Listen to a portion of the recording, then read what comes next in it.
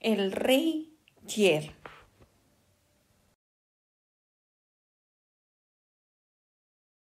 Hola a todos, amigos en la historia.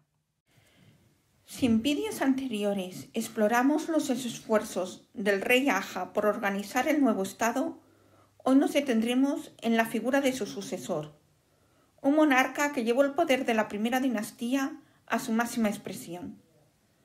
Nos referimos a Yer, cuyo nombre de Horus suele traducirse como Horus el que ayuda, aunque su largo y complejo reinado nos muestra sobre todo a un gobernante decidido a expandir y consolidar los límites de Egipto. Yer asciende al trono aproximadamente en el año 3000 a.C. Las fuentes nos dicen que era hijo de Aja y de una mujer llamada Kentab. Al igual que sus predecesores, su identidad en las listas reales posteriores ha generado debate. En la lista de Abidos aparece con el nombre de Iti, y el cronista Manetón se refiere a él como Kenkenes o Atotis II. Lo que resulta fascinante es la duración de su mandato. Aunque Manetón le asigna unos 31 o 39 años, el análisis de los anales reales y el tamaño de sus monumentos sugieren que pudo gobernar durante cerca de 50 años. Imaginen lo que significó medio siglo de estabilidad para una nación que apenas estaba aprendiendo a ser una sola. Durante este tiempo, la capital, Menfis, continuó creciendo como el corazón administrativo del valle, mientras el rey se aseguraba de que su presencia fuera constante en ciudades clave como Buto y Sais, en el delta. Sinarmer fue el unificador y Aja el organizador.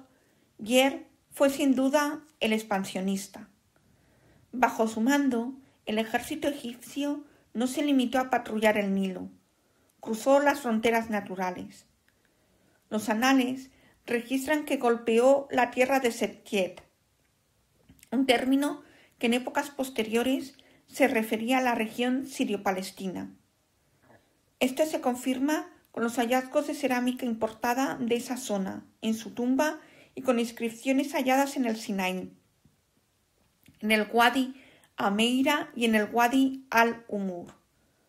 Los egipcios buscaban allí algo muy preciado: cobre y turquesas. Hacia el sur, la mirada se posó en Nubia. Tradicionalmente se ha creído que un relieve en Gebel Sheikh Suleimán, cerca de la segunda catarata, que muestra cautivos y enemigos derrotados, pertenece a su reinado. Esto indicaría que las tropas de Yer llegaron mucho más al sur que las de sus antecesores, asegurando las rutas de las minas de oro y el flujo de productos exóticos africanos, como el marfil y el ébano. La tradición posterior recordaba a este faraón como un hombre de ciencia. Manetón afirma que el rey escribió libros sobre anatomía, que todavía se consultaban en la época griega.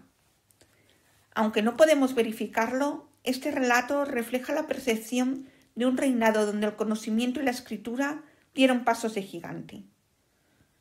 La escritura jeroglífica y su versión cursiva, el hierático, se perfeccionaron para gestionar una burocracia que ya controlaba los recursos de forma asombrosa. Durante su reinado se documenta el seguimiento de Horus, ese viaje bienal del rey para realizar censos y recaudar impuestos. Para manejar tales riquezas existían ya cargos como el del portador del sello real o canciller, personificado en figuras como el influyente funcionario Anka, cuya carrera comenzó bajo Yer y continuó durante décadas. A continuación, llegamos a uno de los aspectos más impactantes para nuestra mentalidad actual, pero fundamental para entender la ideología de la época. El complejo funeral de Yer en el-Kab, en Abidos, es un testimonio mudo de una autoridad que no conocía límites. Su tumba principal, una gran fosa forrada de adobe, estaba rodeada por nada menos que 338 enterramientos subsidiarios. ¿Quiénes eran estas personas? Los estudios sugieren que se trataba de su séquito, sirvientes, funcionarios y mujeres del harén que eran inhumados al mismo tiempo que el soberano para servirle en la eternidad. Si sumamos las tumbas subsidiarias y en su recinto funerario, cercano a las tierras de labor, el número de personas que acompañaron al rey en su viaje final asciende a casi a 600. Esta práctica, que alcanzó su punto álgido en este reinado, nos muestra a un monarca que no solo era un jefe político, sino un ser cuya existencia divina era tan vital que requería el sacrificio de su corte entera para el mantenimiento del orden cósmico o Ma'at. En el ámbito del arte, el reinado de Yair nos ha legado piezas de una belleza sobrecogedora. Aunque su tumba fue saqueada e incendiada en la antigüedad, el arqueólogo Flinders Petrie hizo un descubrimiento macabro pero revelador en 1900. Encontró un brazo momificado, escondido en un hueco de los muros de la tumba. Lo asombroso es que el brazo todavía llevaba puestas 4 pulseras de oro y turquesa, obras maestras de la orfebrería, que demuestran la sofisticación técnica de los talleres reales. Desgraciadamente, los huesos fueron desechados por los conservadores de la época, pero las joyas se conservan como prueba del lujo que rodeaba al faraón. Además de Abidos, en Saqqara Norte, la élite administrativa construyó grandes mastabas, decoradas con la famosa fachada de palacio, imitando los muros reales. Estos monumentos, visibles desde la capital, recordaban a todos la jerarquía y el poder del Estado centralizado. Su legado tuvo una evolución curiosa miles de años después de su muerte. Durante el Imperio Medio, los egipcios comenzaron a creer que su tumba era en realidad el lugar de descanso del propio dios Osiris. Por esta razón, el sepulcro fue restaurado y se le añadió una escalera de acceso para que los peregrinos pudieran bajar a rendir culto. Incluso se colocó una figura de piedra del dios Osiris, recostado en su lecho, custodiado por halcones.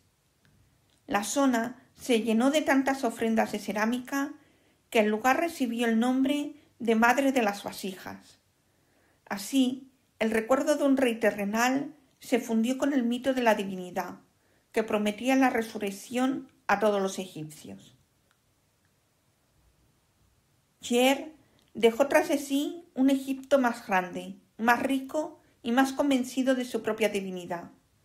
Al morir, el trono pasó probablemente a su hijo Yet, aunque la figura de la reina Merneith comenzaría a cobrar una importancia política sin precedentes, como posible regente. Pero esa es una historia que explicaremos en el próximo vídeo. Si te ha gustado este vídeo, no olvides suscribirte y activar la campanita para seguir aprendiendo juntos sobre la historia de Egipto. Hasta el próximo vídeo.